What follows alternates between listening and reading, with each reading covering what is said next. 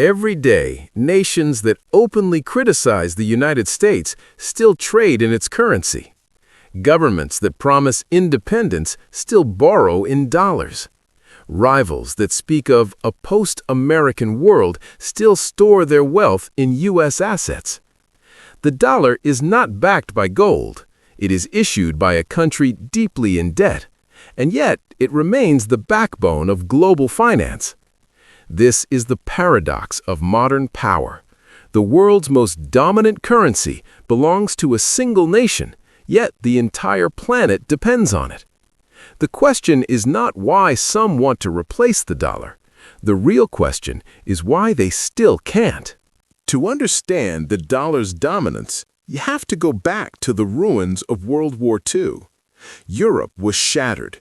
Asia was exhausted. Gold reserves were drained. The United States, by contrast, emerged with intact industry, massive productive capacity, and most of the world's gold. In 1944, at Bretton Woods, a new system was born. The dollar was fixed to gold.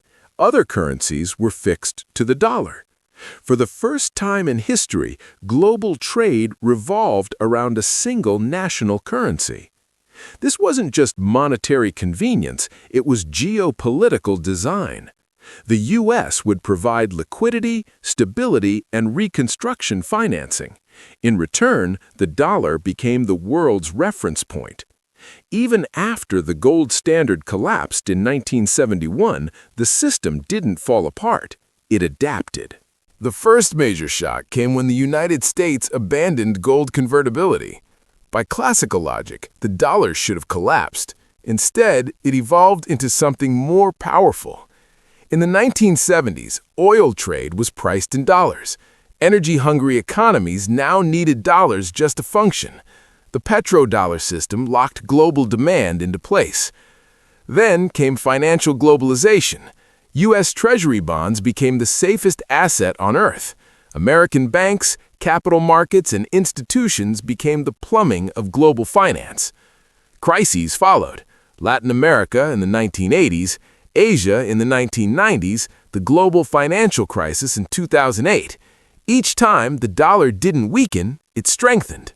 In moments of fear, the world ran toward it, not away. The dollar's power isn't about patriotism or policy, it's about infrastructure. Global trade, finance, insurance, commodities, and debt markets are denominated in dollars because switching costs are enormous.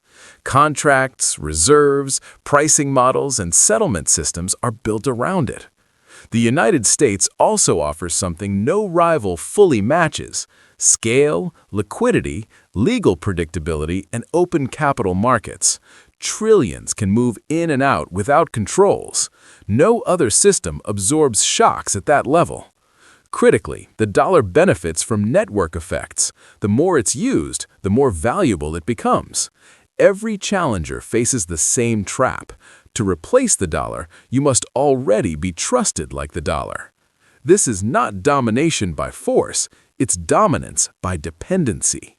Today, sanctions, trade wars, and rising geopolitical tension have reignited talk of de-dollarization. Some countries explore alternatives. Bilateral trade shifts occur. Digital currencies emerge. Yet global reserves remain dollar-heavy. International debt is still issued in dollars. During crises, from pandemics to wars, dollar demand surges. Even rivals hedge their opposition by holding the very currency they criticize. Because in a fragmented world, the dollar still offers the deepest shelter. The system is strained, not broken, and strain alone does not end an empire. The dollar rules not because it is perfect, but because no replacement can replicate the ecosystem behind it. Empires once fell when their currency collapsed, but the modern monetary empire is different. It is decentralized, contractual, and embedded in everyday transactions across the globe. The real story of the dollar is not about America's strength alone. It's about the world's reluctance to trust anything else. Until a new system offers stability without control, liquidity without fear, and power without dependence, the dollar's reign continues, not by command, but by default.